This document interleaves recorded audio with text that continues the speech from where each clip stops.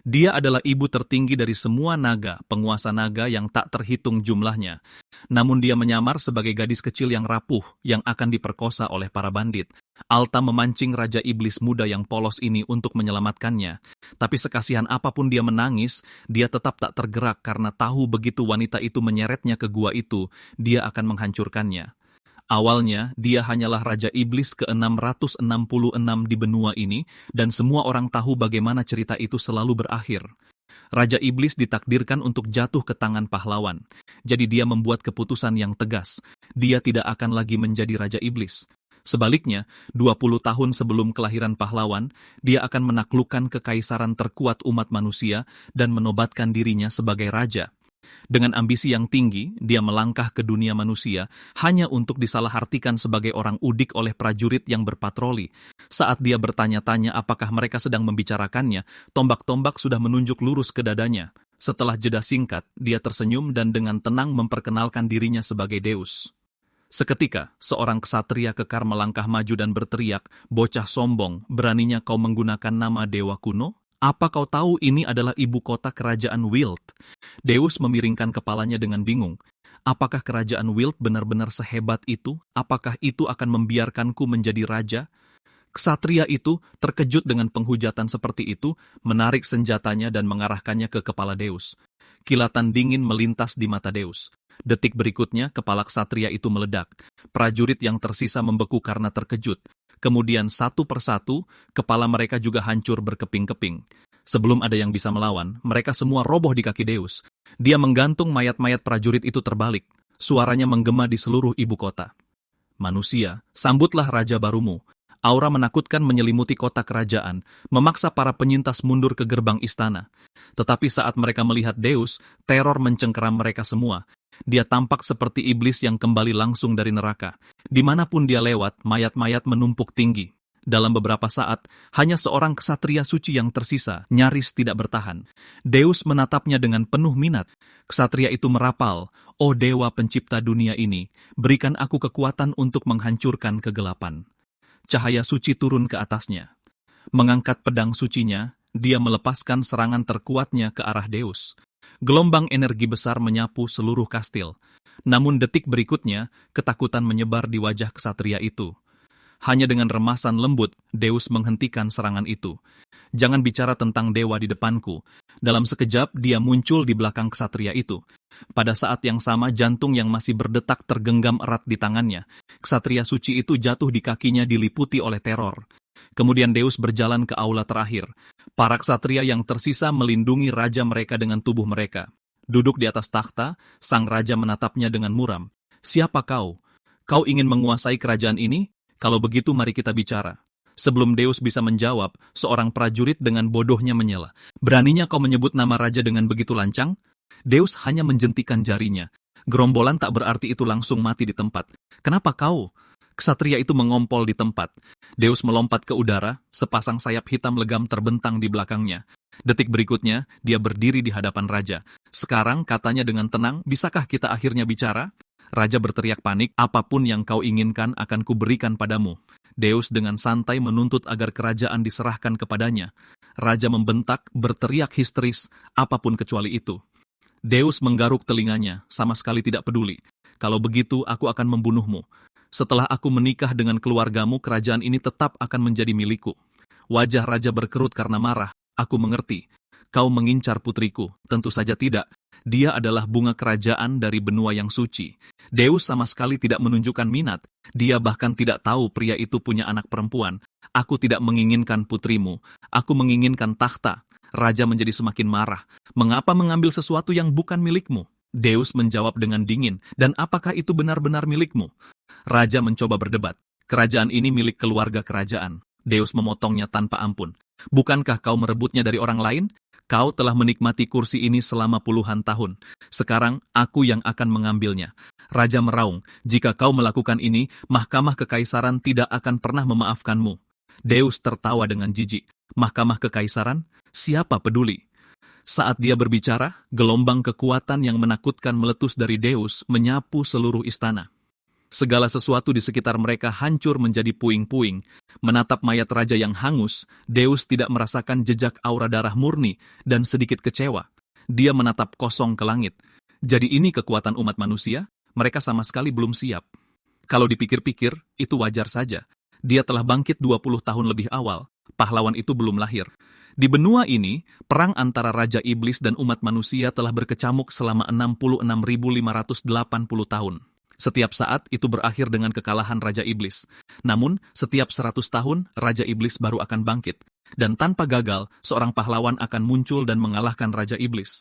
Sebagai Raja Iblis ke-666, Deus belajar dari kegagalan para pendahulunya. Dia bangkit 20 tahun lebih awal untuk mengakhiri semuanya, untuk menunjukkan kepada dunia bagaimana tepatnya dunia ini akan dihancurkan. Saat itu, sesosok anggun bergegas masuk ke dalam aula. Air mata memenuhi matanya saat dia menatapnya dengan sedih. "Siapa kau? Apa yang kau lakukan pada ayahku?" Deus berhenti sejenak lalu teringat, dia adalah putri Raja, April. "Raja sudah mati," katanya dengan tenang. "Aku akan menikahimu dan mewarisi takhta." Mendengar ayahnya telah meninggal, April menatapnya tidak percaya. Sebelum dia bisa berbicara, Deus menjentikan jarinya dengan ringan. Ekspresinya menjadi kosong. Dia berlutut. "Tubuh rendahan ini milikmu. Terimalah aku, Tuan." Deus melangkah di depannya dan dengan lembut mengangkat dagunya. "Mulai sekarang kau akan menjadi manusia pertamaku." Lalu suaranya menjadi dingin. "Berhenti bersembunyi. Keluarlah sekarang sebelum aku mencungkil matamu."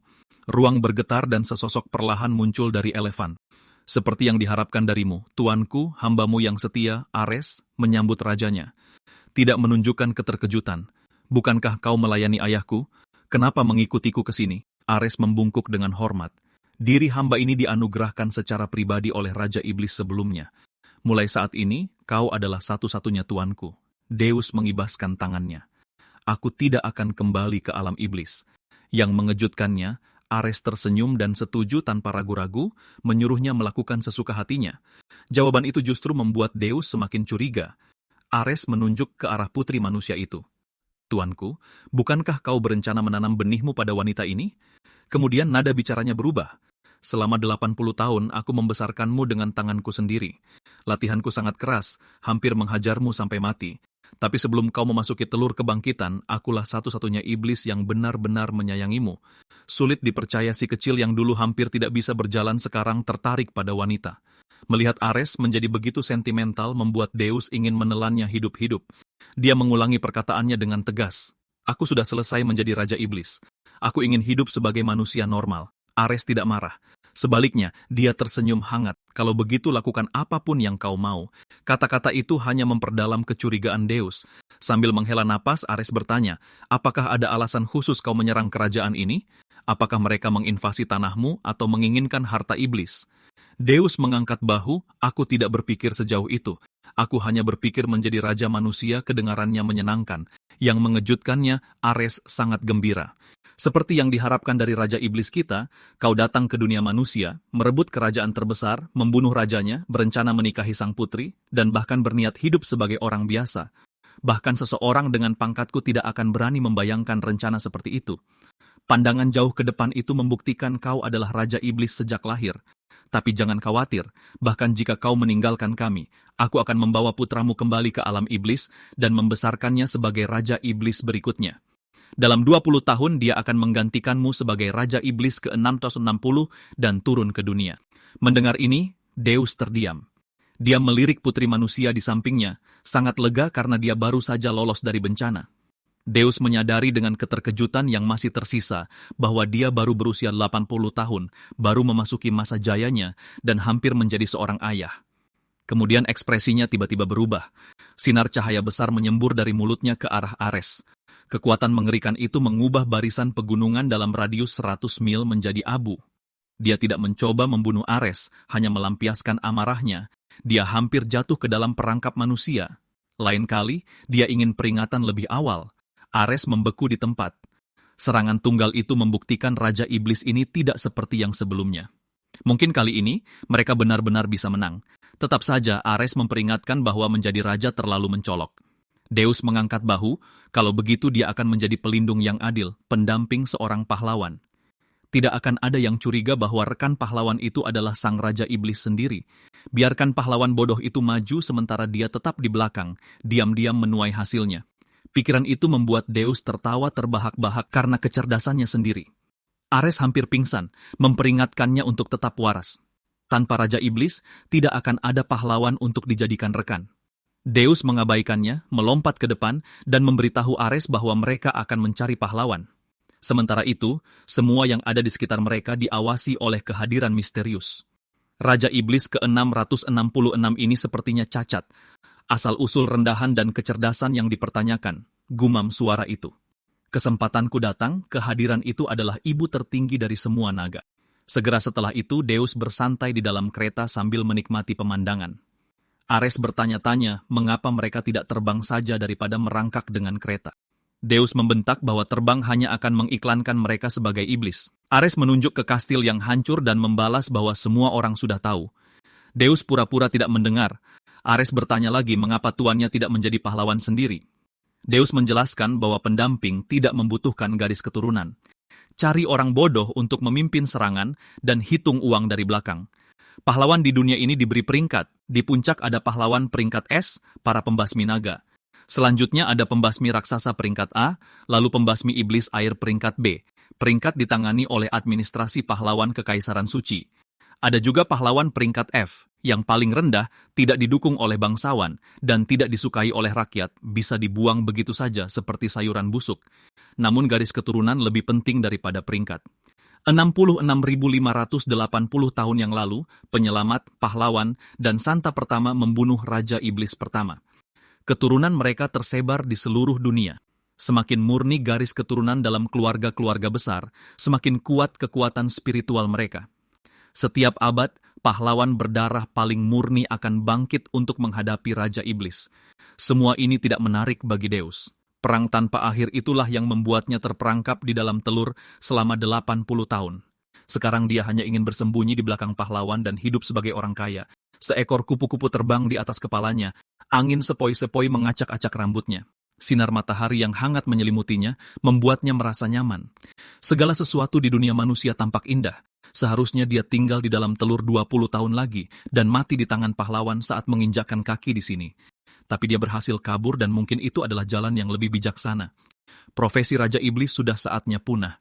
Deus bersantai di kereta Ares sambil menikmati pemandangan. Ares masih mencoba membujuknya untuk kembali ke alam iblis. Deus baru saja akan menolak mentah-mentah, lalu sebuah teriakan minta tolong terdengar menarik perhatian keduanya. Seorang wanita yang tampak lemah sedang dikejar oleh puluhan bandit. Melihat mereka, dia memohon bantuan dengan putus asa, mengklaim bahwa dia sedang diburu. Deus tidak bergerak sedikit pun. Ares bertanya mengapa dia tidak mau menolong seorang wanita yang sedang dalam kesulitan. Deus menjawab bahwa itu mencurigakan. Bagaimana mereka bisa muncul begitu tiba-tiba di dataran terbuka? Dan bisakah puluhan pria benar-benar gagal menangkap satu wanita? Dia menatap Ares dengan skeptis. Ini bukan rencanamu, kan?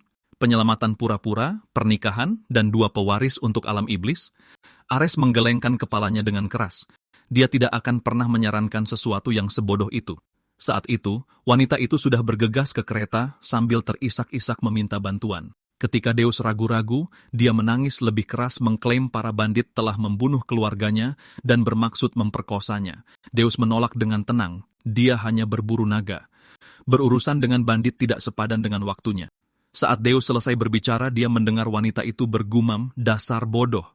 Kenapa dia merepotkan sekali? Deus segera sadar dan menunjuk ke arahnya. Hei, apa kau baru saja menghinaku? Aku mendengarnya. Tepat saat dia akan memberinya pelajaran, sebuah sabit melayang di udara dan menghantam keretanya. Itu adalah para bandit. Pemimpin mereka berteriak, bocah cantik, pergilah jika kau tidak mau mati. Deus merasakan amarah yang tajam di dadanya. Kereta berharganya telah dirusak oleh para bajingan ini. Detik berikutnya, api ungu meletus di sekujur tubuh pemimpin bandit itu. Anak buahnya bergegas menolong, hanya untuk mendapati api itu tidak bisa dipadamkan dan malah semakin panas. Deus berkata dengan tenang, itu api neraka. Api itu akan terus membakar sampai kau mati. Ada lagi yang mau coba? Para bandit itu bubar ketakutan. Wanita itu tampak terdiam. Mereka berlari cukup cepat, lalu wanita itu mendekat lagi. Para bandit telah mengambil alih kuil kami. Para pendeta wanita diperbudak dan relik suci dicuri. Tolong bantu kami. Deus tidak berniat mempercayai kebohongan yang begitu jelas, tetapi kalimat berikutnya membuatnya membeku. Kuil ini didedikasikan untuk dewa dari semua naga. Jika kau mengusir para bandit, kami akan memberimu relik suci, Golden Dragon Hound. Dipimpin oleh wanita itu, Deus menunggangi Ares mendaki gunung. Ares mengeluh, kita bisa terbang. Kenapa kita tidak terbang? Bodoh, bentak Deus. Apa kau mau orang-orang mengenaliku sebagai Raja Iblis? Lalu kenapa kau tidak jalan sendiri? Balas Ares. Itu masalah martabat Raja Iblis. Jawab Deus dengan serius. Seorang Raja Iblis tidak berjalan kaki. Wanita itu terus berlari di sepanjang jalan setapak gunung yang curam selama setengah jam tanpa melambat, terus menjauh dari mereka. Itu sangat mencurigakan. Tidak ada wanita biasa yang bisa melakukan itu. Deus tidak peduli. Siapa dia tidaklah penting. Jika dia berbohong, akan kukutiti dia dan kujadikan pakaian. Di perjalanan dia bertanya pada Ares, apakah naga menyembah dewa? Ares menggelengkan kepalanya. Tidak, Dewa Naga hanyalah sebuah gelar yang terkuat di antara para naga, sama seperti Raja Iblis. Deus sudah mendapatkan jawabannya dan mulai menghitung peluang mereka. Setelah Ares benar-benar kelelahan, mereka akhirnya sampai di puncak. Tidak ada bandit, hanya ada kuil yang sepi. Deus mendorong pintu hingga terbuka dan masuk ke dalam bersama Ares. Di mana para bandit dan helm naga emas itu, dia berseru, serahkan selagi aku masih bersikap sopan. Ares merasakan bahaya dan memperingatkannya, tapi sudah terlambat. Pintu-pintu terbanting menutup. Tekanan yang menghancurkan turun saat wanita itu muncul, tidak lagi berpura-pura lemah. Deus menyeringai. Jadi kau bandit yang merebut kuil ini? Di mana helmku? Dia mencibir. Kau masih tidak mengerti situasimu? Berlututlah di hadapan ibu dari semua naga, satu-satunya dewa tertinggi kaum naga. Ares menjadi pucat. Jika dia benar-benar dewa naga, ini adalah wilayah kekuasaan absolutnya. Deus bergumam, ibu dari semua naga, dewa jiwa para naga. Puas dengan reaksi mereka, dia berkata, jika kalian takut, berlutut dan memohonlah. Aku mungkin akan mengampunimu dengan satu syarat. Sebelum dia selesai, Deus mulai mendiskusikannya dengan Ares. Ibu dari semua naga, dewa jiwa, gelar yang sangat keren. Mungkin aku juga harus memperkenalkan diri seperti itu. Bayangan yang mengawasi semua kegelapan. Pemimpin pria dari kesuraman, raja para iblis. Bagaimana menurutmu? Wanita itu gemetar karena marah. Kau juga. Beraninya kau mengabaikanku? Dalam sekejap dia muncul di sisi Deus. Api menyegel area itu. Ini adalah domain emas para naga. Bahkan seorang Raja Iblis tidak punya kesempatan di sini. Berlututlah di hadapanku sekarang Deus, Raja Iblis ke-666. Menyerah adalah satu-satunya pilihanmu. Deus menjawab dengan datar, membekukan ekspresinya. Jika kau benar-benar naga, aku bisa menguliti kulitmu dan membuatnya menjadi pakaian. Dewa Naga meledak dalam amarah, tetapi Deus dengan lembut menekan satu jari ke bibirnya. Minta maaf, katanya dengan dingin. Kau menipuku. Aku datang ke dunia manusia untuk hidup tenang sebagai rekan seorang pahlawan. Kau berpura-pura menjadi gadis tak berdaya dan memancing kami ke sini. Lalu kau menuntut kami untuk berlutut. Hanya karena kau Dewa Naga, kau pikir kau bisa melakukan apapun yang kau mau? Ares mendukungnya. Tepat sekali. Keangkuhan yang lahir dari kekuatan tetaplah keangkuhan. Deus dengan tenang menunjukkan bahwa para nagalah yang pertama kali melanggar perjanjian damai, jadi permintaan maaf harus datang darinya. Mendengar alasan mereka, Dewa Naga itu ragu-ragu. Kenapa ini benar-benar masuk akal? Mungkinkah aku benar-benar salah? Tapi keangkuhan adalah sifat alaminya dan dia tidak pernah menundukkan kepala pada siapapun. Melihatnya ragu-ragu, Deus pura-pura pergi bersama Ares. Gugup, Dewa Naga itu dengan cepat memanggil, kau sudah mau pergi? Tidakkah kau mau mendengarkanku dulu? Deus bersikeras, minta maaf dulu. Jika tidak, lupakan saja. Permintaan maafmu tidak akan menghasilkan uang untukku. Dia berbalik seolah-olah akan pergi lagi. Setelah beberapa langkah, suara lemah terdengar dari belakang. Aku minta maaf. Ekspresi Deus langsung berubah dan dia berlari kembali padanya sambil menyeringai. Dia dengan lembut menepuk kepala naga yang angkuh itu. Tidak terlalu memuaskan, tapi karena kau sudah minta maaf, aku akan menerimanya dengan murah hati. Dewa Naga merasa ada yang aneh tetapi tidak bisa menjelaskannya. Pada akhirnya, dia hanya bisa membiarkannya mengendalikan situasi. Baiklah, kata Deus. Apa yang sebenarnya kau inginkan dariku? Ekspresinya menjadi serius. Aku ingin kau memburu naga liar. Deus mengerutkan kening.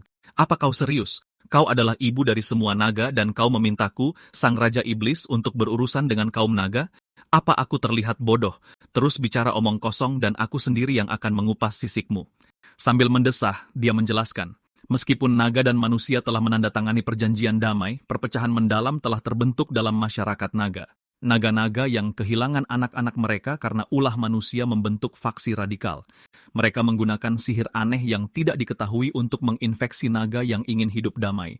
Melalui naga-naga yang dikendalikan ini, mereka menyerang desa-desa manusia untuk mencoba menyalakan kembali perang antara manusia dan naga. Aku tidak bisa membiarkan anak-anak tak berdosa dijadikan alat perang. Deus akhirnya mengerti. Jadi kau ingin menghentikan naga-naga yang dikendalikan itu. Baiklah. Tapi apa yang aku dapatkan? Matanya berkilau dengan keserakahan murni seorang pedagang. Melihat harapan, Dewa Naga itu bertanya, apa yang kau inginkan? Deus mengangkat 5 jari, 5 sisik naga pertangkapan, ditambah 1 set senjata dan baju zirah yang ditempa dari napas naga. Dia mengerutkan kening. Peralatan itu bernilai 1000 emas per set. Bagaimana jika kau menipuku? Deus menjentikan jarinya tanpa ragu-ragu. Sebuah kontrak iblis muncul. Dia akan menangani naga-naga liar dan dia akan membayar dengan sisik dan peralatan. Jika dia melanggarnya, dia akan menjadi budaknya. Itu adalah kontrak iblis pengikat jiwa yang diaktifkan hanya dengan menyebutkan nama asli seseorang. Dewa Naga menandatanganinya tanpa ragu-ragu lagi. Dia tidak menyadari senyum penuh arti yang merayap di bibir Deus saat dia menyebutkan namanya. Kesepakatan selesai, kata Deus. Aku akan mengurusnya dalam beberapa hari ke depan. Dia berbalik dan berjalan keluar dari ruang itu. Lalu suaranya terdengar lagi. Raja Iblis, tangkap mereka hidup-hidup. Tidak ada lagi kematian naga. Beberapa saat kemudian, Deus melangkah keluar dari alam naga, yakin semuanya terkendali. Tiba-tiba, sesuatu terpikir olehnya. Dia berbalik dan berlari kembali dengan panik, tetapi ketika dia masuk lagi, ruang itu benar-benar kosong. Ares mengerutkan kening. Ada apa? Itu adalah domainnya. Kita tidak bisa begitu saja kembali masuk. Deus meledak, suaranya menggema di seluruh lembah. Sialan, aku ditipu lagi. Dia tidak pernah memberiku helm naga emas yang asli. Segera setelah itu, mereka tiba di desa perbatasan Jorix. Kota-kota terdekat baru-baru ini diserang oleh naga dan desas-desus menyebar seperti api. Ketakutan akan serangan naga menyelimuti seluruh desa. Ares membawa Deus ke penginapan terbaik di kota. Penjaga penginapan mencibir begitu mereka masuk. Dari mana asal kalian ini? Kau pikir rakyat jelata sepertimu pantas mendapatkan kamar mewah teratas? Itu berubah begitu Ares mengeluarkan harta karun yang dijarah dari ibu kota kerajaan. Penjaga penginapan menjadi pucat dan buru-buru memanggil staf untuk melayani mereka. Saat itu, seorang anak laki-laki berlari mendekat, tersandung saat berjalan. Merasakan jejak samar kekuatan garis keturunan di dalam dirinya, bocah itu terlihat lemah, tapi dia jelas berasal dari keluarga pahlawan yang telah jatuh. Berdasarkan klasifikasi, dia adalah buangan peringkat F, persis seperti yang dicari Deus. Tiba-tiba, sebuah ledakan menggema saat seekor naga menyerang desa. Bocah itu mengabaikan keselamatannya sendiri dan mendesak Deus untuk bersembunyi. Deus tetap diam menatapnya. Biar aku bantu kau menjadi pahlawan. Terima tawaranku dan kau akan mendapatkan kekayaan dan ketenaran yang tak terbayangkan. Label buanganmu akan lenyap. Tolak dan kau akan kehilangan satu-satunya kesempatanmu. Peringkat F tidak akan pernah benar-benar bisa menggunakan pedang. Dihadapkan dengan tekanan luar biasa dari Deus, bocah itu goyah. Dia tidak menginginkan hidup yang tidak berarti. Tolong bantu saya menjadi pahlawan. Saya akan melakukan apa saja. Jika perlu, bahkan menawarkan jiwa saya. Tekad bocah itu membuat Deus senang. Dia segera memanggil kontrak iblis. Bocah itu harus mematuhi semua perintah. Kekayaan atau kehormatan apapun yang didapat hanya boleh dibagikan dengan izin. Tidak boleh ada keberatan. Menatap persyaratan yang sangat tidak adil itu, bocah itu ragu-ragu. Tetapi ketika dia melihat kata-kata kekayaan dan kehormatan, dia meneriakkan namanya tanpa ragu. Jack, sempurna. Deus tersenyum dan menunjuk ke arah naga. Kalau begitu mari kita mulai dengan menangkap makhluk itu. Ares memperingatkannya, manusia normal tidak bisa menangkap naga. Deus berpikir cepat. Kalau begitu kau yang tangani penangkapannya. Setelah kau selesai bernegosiasi, lemparkan ke depan Jack. Dia hanya perlu mengayunkan senjata beberapa kali. Semua orang akan percaya dialah pahlawan yang mengalahkan naga itu. Ares mengerutkan kening, tapi semua orang tahu Jack peringkat F. Kau akan dicurigai. Deus menyeringai pada Jack, kalau begitu mari kita dandani dia. Dia merobek pakaian Jack dan menjatuhkan sebuah pot logam di atas kepalanya. Maka lahirlah pahlawan helm panas.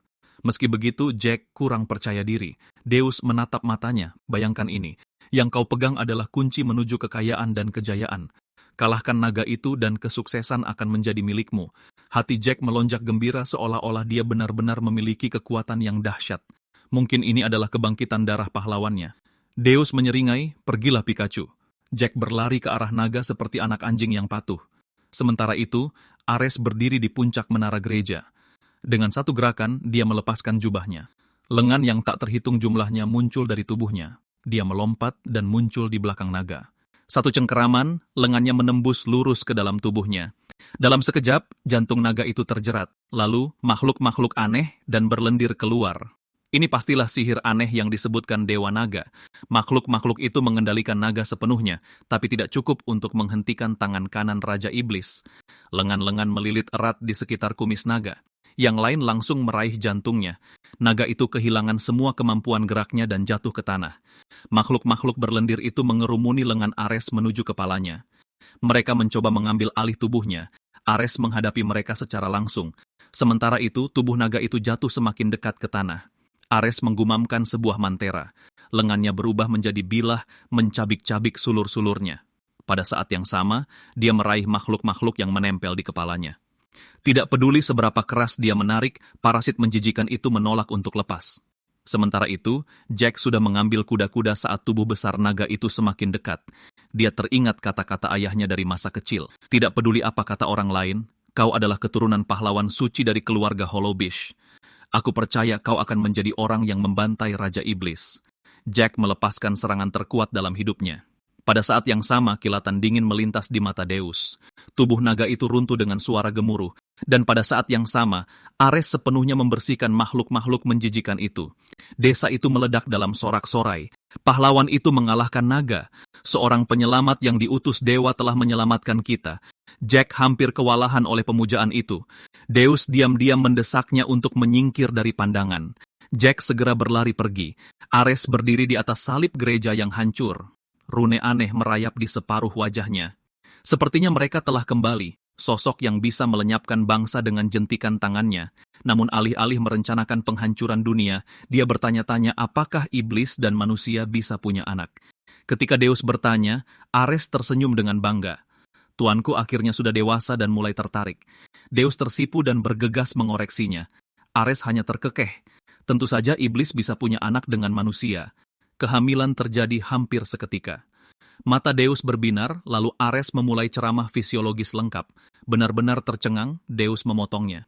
Selama Anda bersedia, kontak apapun dapat menyebabkan kehamilan.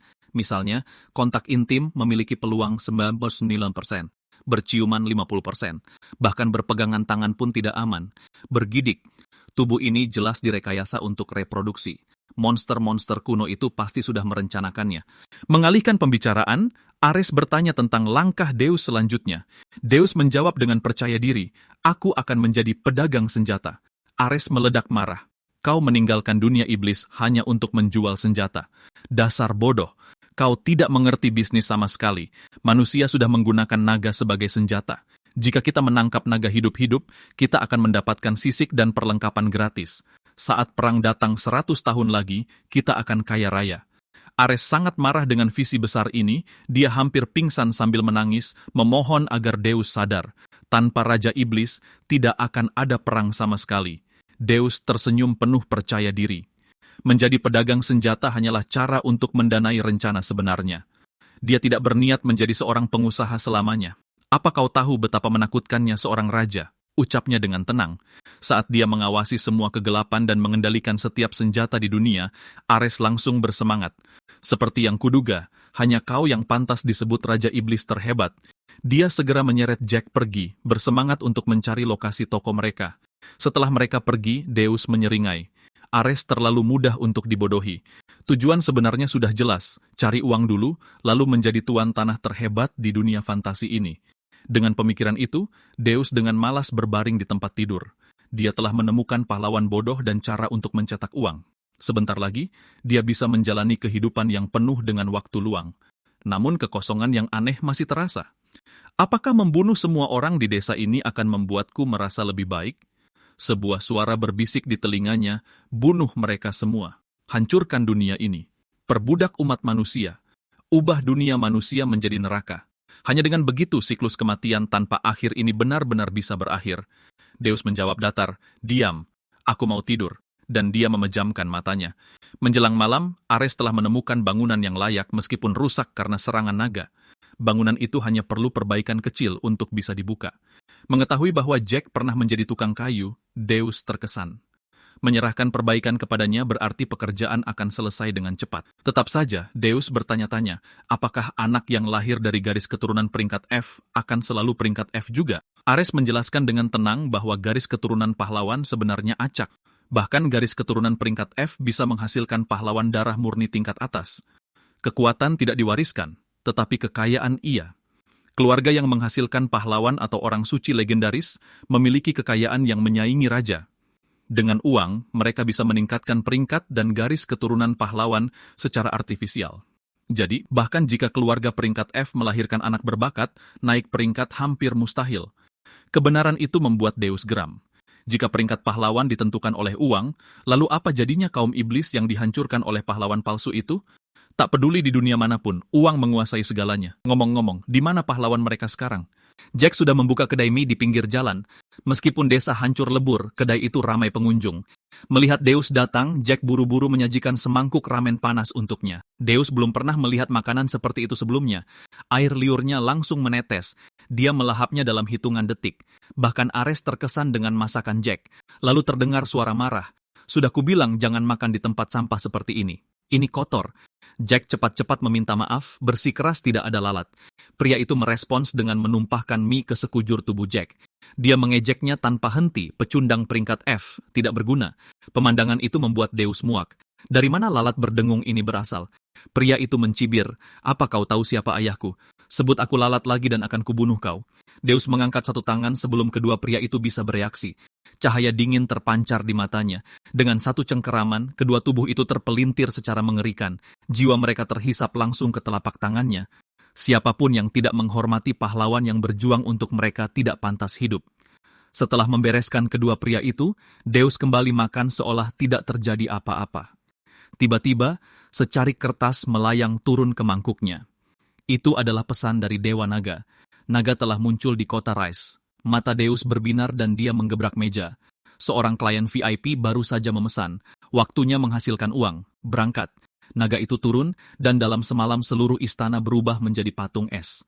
Para penyintas menggigil hebat di tengah angin beku kecuali satu orang, bertelanjang dada, berteriak bahwa udaranya sangat panas. Setiap penyihir membakar kekuatan hidup mereka untuk membuatnya tetap hangat. Terbungkus dalam penghalang bercahaya, dia mengutuk dengan keras, "Apa kalian bodoh mencoba memanggangku hidup-hidup?" Melihat ini, Deus melindasnya tanpa ragu-ragu. Orang-orang segera percaya bahwa seorang pahlawan penyelamat dunia telah tiba. Tetapi ketika mereka melihat anak laki-laki yang berdiri di depan kendaraan itu, kekecewaan memenuhi wajah mereka. Hanya seorang mesum yang hanya mengenakan celana dalam. Setelah menerima pesan itu, Deus bergegas ke kota Rias tanpa penundaan. Sepanjang jalan, Jack gemetar tanpa henti. Dia bahkan belum pernah melihat goblin, apalagi naga. Tubuhnya bergetar tak terkendali saat memikirkannya. Ares meliriknya dan berkata dengan tenang, "Tidak peduli bagaimana perasaanmu, jika Tuan mengakuimu sebagai pahlawan, maka selama petualangan kaulah pemimpin kami. Jadi, kuatkan dirimu." Meskipun diucapkan dengan lembut, kata-kata itu membuat Jack penuh percaya diri. Setibanya di Rea, kota itu sudah berada di bawah kendali naga es. Raja menolak untuk mengorganisir perlawanan, memanjakan dirinya sendiri, sambil menguras para penyihir sampai kering agar tetap hangat. Deus tidak menunjukkan banyak reaksi, hanya memberikan beberapa instruksi kepada Ares. Dia juga memerintahkan Jack untuk mengikuti strategi yang sama seperti terakhir kali untuk mengalahkan naga itu. Lalu dia kembali tidur. Percaya pada keyakinan itu, Ares berjanji tidak akan gagal kali ini. Mengambil pelajaran dari pengalaman masa lalu, Ares membelah ruang itu sendiri. Dalam sekejap, dia muncul di atas naga itu. Dia menukik lurus ke arah lumpur parasit. Dengan benturan yang menggelegar, naga raksasa itu terhempas jauh ke dalam tanah. Jack setengah telanjang meringkuk kedinginan, tetapi menyaksikan serangan spektakuler Ares menyalakan kembali semangatnya, mendorong kehangatan kembali ke tubuhnya yang membeku. Dia bergegas mencari tempat di mana Ares bisa melihatnya dengan jelas. Saat itu, Deus melemparkan perisai kayu padanya. Dengan gerakan santai, dia menambahkan penghalang pelindung. "Bukankah kau bilang ini milik ayahmu? Usahakan jangan mati terlalu mudah." Deus kemudian tertidur lagi. Jack sangat terharu hingga air mata mengalir di wajahnya. Dengan perisai di tangan, dia berlari menuju pusat kastil. Sementara itu, Ares dan naga es bertarung secara langsung. Parasitnya lebih padat dari sebelumnya. Lengan Ares menjadi bilah yang menebas mereka. Namun, tidak peduli berapa banyak yang dia tebas, mereka terus berdatangan. Merasakan kekuatan Ares, mata parasit itu bersinar merah. Naga es itu melepaskan napas energi yang menghancurkan, lalu ia melompat ke angkasa sekali lagi. Dalam sekejap, setengah tubuh Ares hancur, tetapi itu tidak fatal. Sebuah tangan hitam besar muncul entah dari mana. Tangan itu mencengkeram taring naga. Rune aneh muncul kembali di separuh tubuh Ares yang hilang. 3 lengan aneh tumbuh dari tubuhnya. Dia melancarkan tendangan kuat tepat ke kepala naga itu.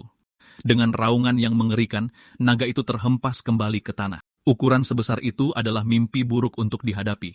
Ares melangkah menuju naga itu selangkah demi selangkah. Makhluk yang diparasiti itu mengeluarkan raungan kesakitan.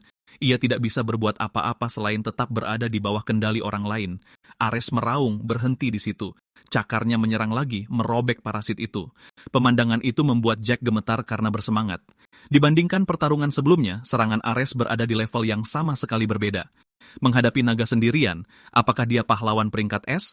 Sorak-sorai meledak di antara kerumunan. Para dewa akhirnya menjawab doa mereka. Mereka akan selamat. Namun, sang raja gemetar tak terkendali. Jika Kekaisaran Suci mengetahui apa yang terjadi di sini, hidupnya akan berakhir. Sorak-sorai itu menyalakan kembali semangat juang Jack. Dia ingin menjadi pahlawan yang benar-benar membawa harapan bagi orang lain. Saat itu, tangisan minta tolong yang samar terdengar di telinganya. Di dalam balok es yang membeku, seorang anak dilindungi erat oleh lengan seseorang. Tolong selamatkan aku, pahlawan. Sementara itu, pertempuran antara Ares dan naga masih jauh dari selesai. Naga yang dikendalikan itu mengibaskan ekornya yang besar, membuat Ares terlempar. Meskipun parasitnya telah dirobek, naga itu masih belum sadar. Menggumamkan kata-kata naga yang tidak bisa dipahami, ia menerjang Ares sekali lagi. Selama inangnya hidup, parasit akan terus berkembang biak seperti naga mayat hidup. Dibuat gila oleh parasit, naga es itu menyerang Ares tanpa ragu-ragu. Ares tetap tenang. Dia bergumam dan tentakel hitam yang tak terhitung jumlahnya muncul dari belakangnya. Melilit menjadi satu, mereka membentuk lengan hitam raksasa. Dengan satu pukulan telak, tubuh besar naga itu terbanting ke tanah lagi. Tepat saat Ares bergerak untuk sepenuhnya mengendalikan naga itu, semburan api dingin yang membekukan keluar dari mulutnya. Ares nyaris tidak berhasil menahannya dengan lengannya. Kalau tidak, seluruh tubuhnya akan musnah. Serangan itu hanya membuatnya semakin marah. Tatapannya mengeras. Lengan raksasa itu terbelah menjadi 3. Satu mencengkeram kepala naga sementara 2 lainnya mengunci sayapnya. Raungan kesakitan yang melengking bergema. Sayap naga itu terkoyak oleh kekuatan kasar. Ares tidak berhenti di situ. Ketiga lengan itu menghantam naga tanpa henti seperti rentetan tembakan. Semua orang yang hadir terpaku kaget, yakin bahwa mereka menyaksikan pahlawan legendaris peringkat es. Pada saat yang sama, Jack berjuang menuju pasangan yang membeku itu, melihat bagaimana mereka melindungi anak itu dengan tubuh mereka. Dia mencoba menghancurkan es dengan sapunya, tetapi tidak berhasil. Di medan perang, naga itu melancarkan serangan balasan terakhir yang putus asa.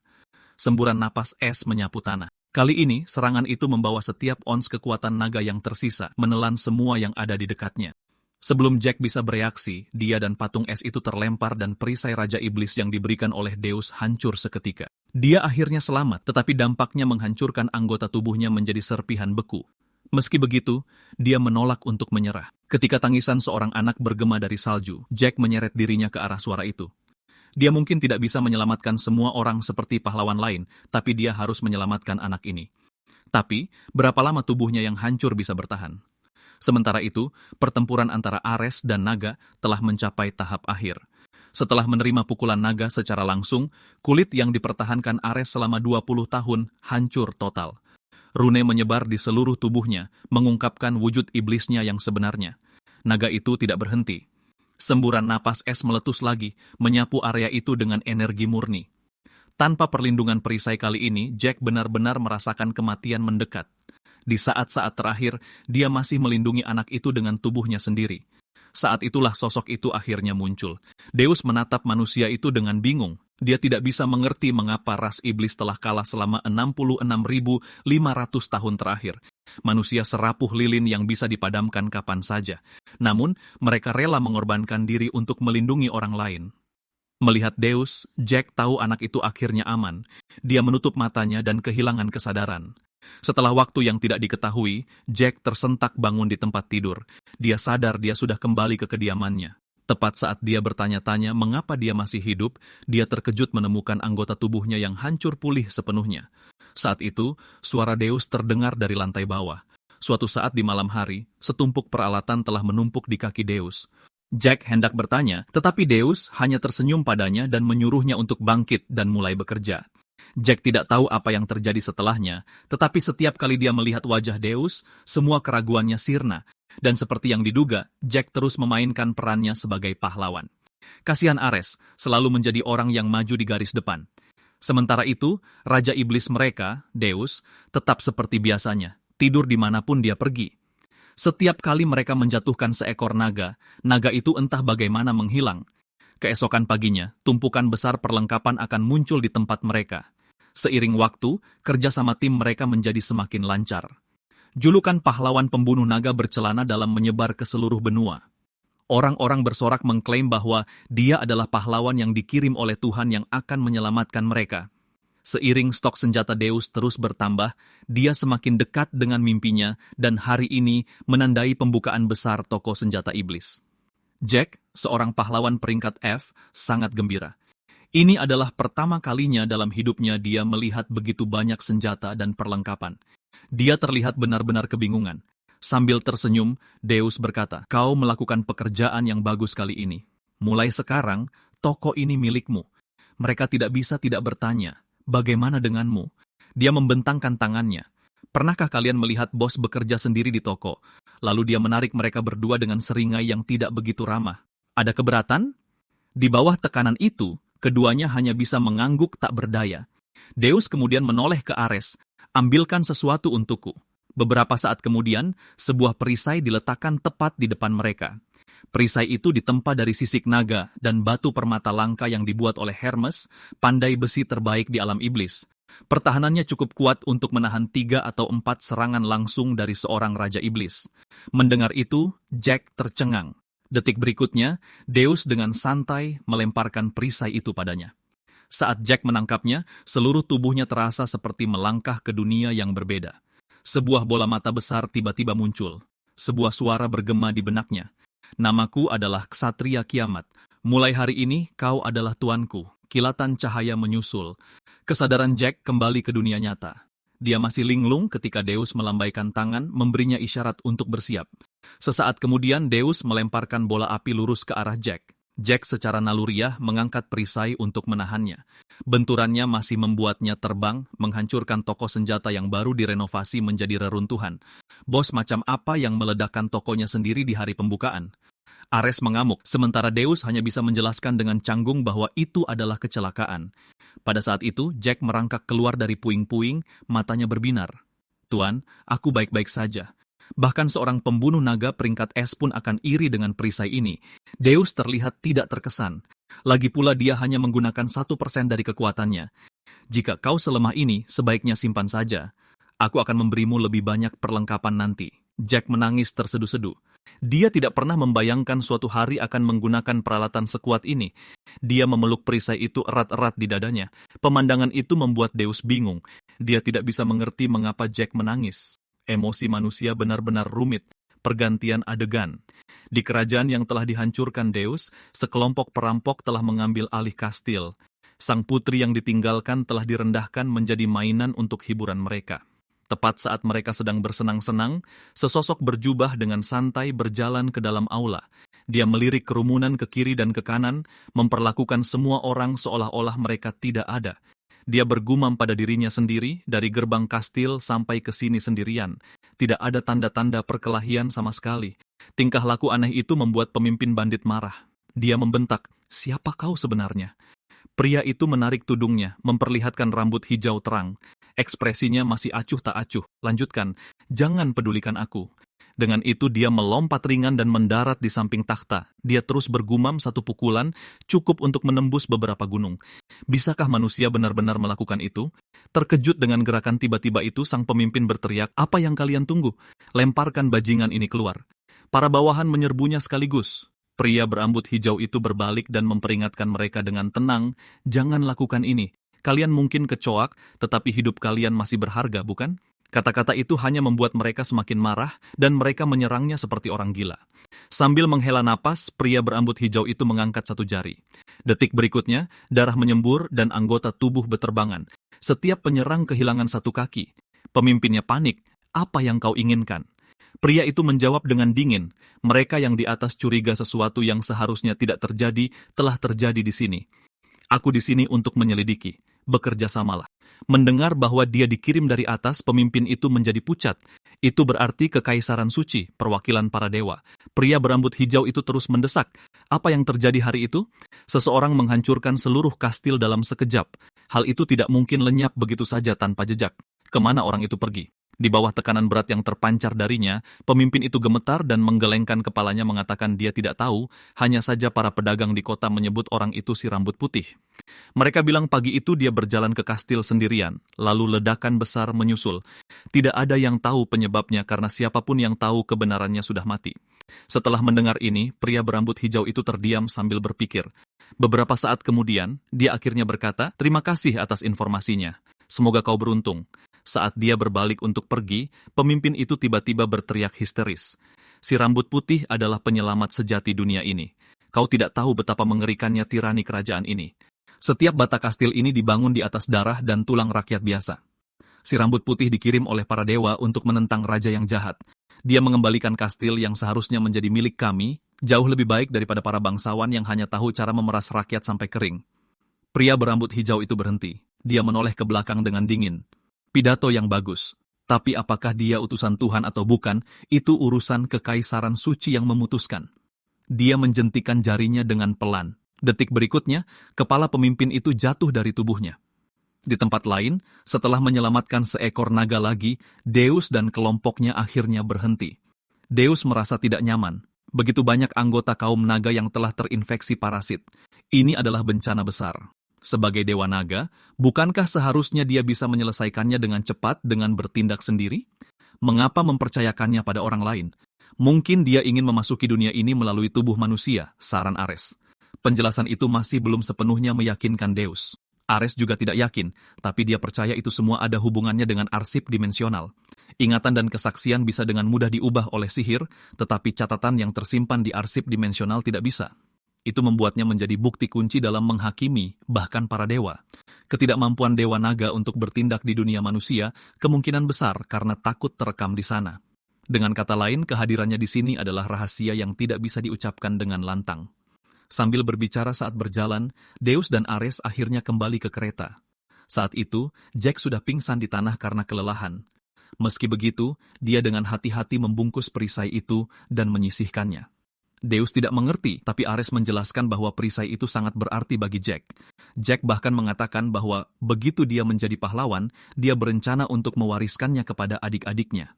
Deus masih tidak bisa memahami perasaan semacam itu, tapi dia menyuruh Ares untuk menyampaikan pesan. Jack tidak perlu terlalu berhati-hati.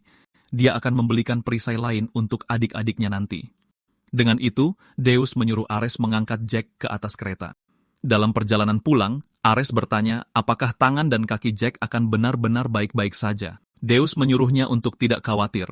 Dia juga tidak terlalu percaya pada dokter dunia iblis, tapi kali ini perawatannya tampaknya berjalan cukup baik. Dan jauh di lubuk hatinya, dia percaya Jack suatu hari nanti bisa menjadi pahlawan yang luar biasa.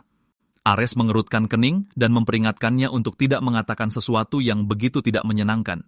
Jika itu benar-benar terjadi, mereka berdua akan terpaksa bertarung satu sama lain dalam 20 tahun. Deus tidak setuju. Jika Jack benar-benar menjadi pahlawan, semua orang akan melihat Deus sebagai sekutu terdekat pahlawan itu. Kata-kata Ares selanjutnya menghancurkan gagasan itu sepenuhnya. Itu tidak mungkin terjadi. Jack bukan generasi pertama. Menurut aturan dunia ini, manusia menghasilkan generasi berikutnya kira-kira setiap 20 tahun lebih. Itu membuat generasi kelima tepat 100 tahun, tahun yang sama saat seorang raja iblis lahir. Jadi seseorang seperti Jack, generasi keempat, tidak akan pernah bisa menjadi pahlawan. Dia hanya tertawa dingin. Jika itu adalah hukum dunia ini, maka itu benar-benar lelucon. Ares kemudian bertanya dengan serius mengapa dia tidak ingin menjadi raja iblis sejak awal. Deus memalingkan wajahnya, "Aku tidak akan memberitahumu."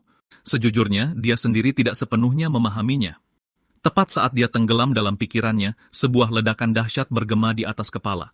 Seekor naga besar sedang menyerang kapal udara manusia ketika mereka melihat lambang di lambung kapal. Bahkan Ares pun terkejut. Itu milik keluarga yang telah menghasilkan hampir 100 pahlawan pamungkas dengan garis keturunan paling murni di antara semua klan darah murni. Itu langsung menarik minat Deus. Karena mereka sudah terlanjur menemuinya, dia memutuskan untuk menyelidiki apa yang sebenarnya terjadi. Di lokasi kecelakaan, sebuah benda besar terbungkus kain putih sedang diseret ke depan oleh sekelompok orang. Pria gemuk yang memimpin mereka membentak bawahannya untuk berhati-hati jika merusaknya mereka akan kehilangan kepala. Bahkan sebelum kata-katanya selesai, naga yang menyerang sebelumnya melancarkan serangan lain. Pria gemuk itu buru-buru memerintahkan serangan balasan. Dalam sekejap, badai mantra sihir membanjiri naga itu. Naga itu menghindari setiap serangan dengan mudah. Kemudian ia membalas dengan semburan napas naga. Tepat saat ia memutar tubuh besarnya untuk menyiapkan serangan lain, sesosok tiba-tiba muncul. Pria itu melompat ke atas, menginjak kepala pria gemuk itu sebagai batu loncatan, hanya dengan satu pukulan biasa. Tubuh naga yang sangat besar itu roboh menjadi genangan darah. Pria itu adalah ksatria keluarga, Folius. Bersihkan pedangku, bersihkan medan perang, jangan tinggalkan jejak. Jika ada yang tahu, ayahku akan membunuhku. Tanpa melirik lagi, dia berbalik untuk pergi. Pada saat itu, Deus berbicara dengan tenang. Apakah ini yang kau cari? Dia perlahan merobek kain itu, menampakkan mata naga yang besar. Deus mengerutkan kening. Dilihat dari itu, tidak ada tanda-tanda infeksi parasit sama sekali. Dia pun tersadar. Pantas saja anak naga itu tidak berhenti mengejar kalian. Ini adalah ibunya. Bukankah manusia dan kaum naga sedang dalam gencatan senjata saat ini? Sebagai anggota keluarga pahlawan, apa sebenarnya yang kalian rencanakan? Kehadiran mereka langsung menarik perhatian Falius. Ares berbisik, kenapa sengaja memprovokasinya? Deus terkekeh. Tidakkah kau penasaran dengan kekuatan seperti apa yang dimiliki keluarga darah murni? Falius bahkan tidak mau melihat mereka. Dia dengan santai memerintahkan pria gemuk itu untuk membereskan mereka dan terus berjalan. Menerima perintah itu, pria gemuk itu menyeringai. Aku tidak tahu siapa kalian, tapi kalian melihat sesuatu yang seharusnya tidak kalian lihat. Tinggalkan nyawa kalian di sini. Diabaikan berulang kali oleh sampah seperti ini membuat Deus hilang kesabaran. Dia memerintahkan Ares untuk memusnahkan mereka semua, tapi Ares ragu-ragu. Bukankah kita seharusnya berperan sebagai sekutu pahlawan? Bukankah menyerang keluarga darah murni akan terlihat aneh? Deus memikirkannya.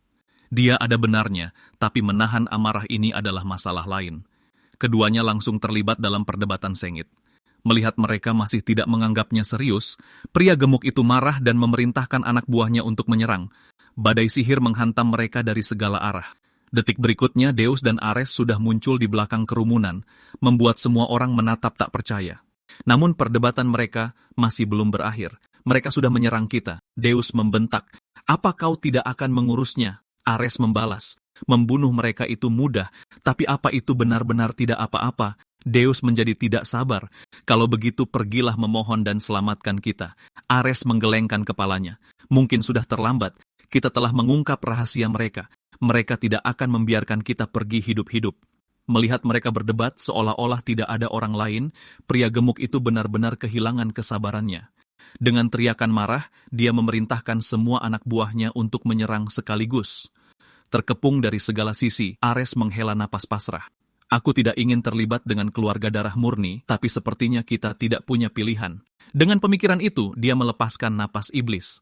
Ledakan dahsyat menyusul dan para prajurit yang menyerang di depan menjadi abu.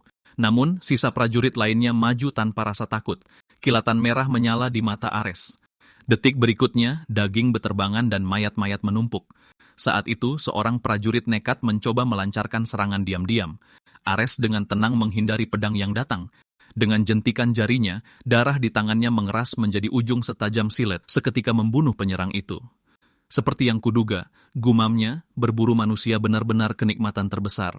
Pria gemuk di depan sudah basah kuyup oleh keringat dingin.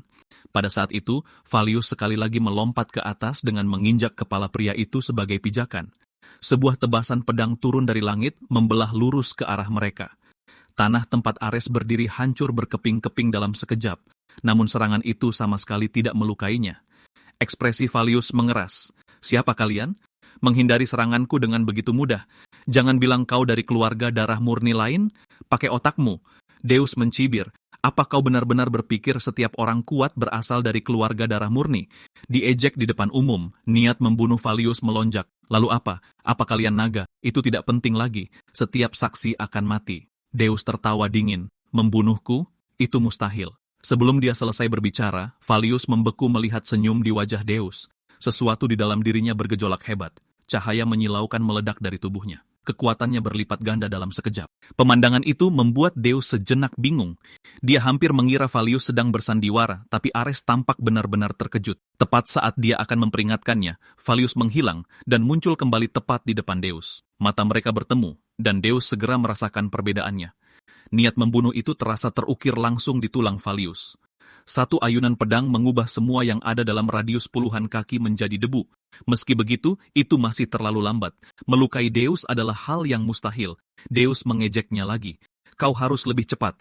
Aku hampir tertidur." Pada saat itu, suara Ares terdengar lemah di sampingnya. "Tuan, bukankah sebaiknya kita pergi sekarang?" Deus tampak bingung. "Keadaan baru saja menjadi menarik. Kenapa kau terus mencoba merusak kesenanganku? Kenapa kau takut?" Ares menjawab dengan canggung. "Sejujurnya, ya, aku takut." Lengan kanannya sudah hilang. Anggota tubuh yang terputus itu bersinar dengan cahaya yang menyilaukan. Hal itu akhirnya membuat Deus pun terdiam karena terkejut. Dan dalam detak jantung berikutnya, Valius menyerangnya sekali lagi.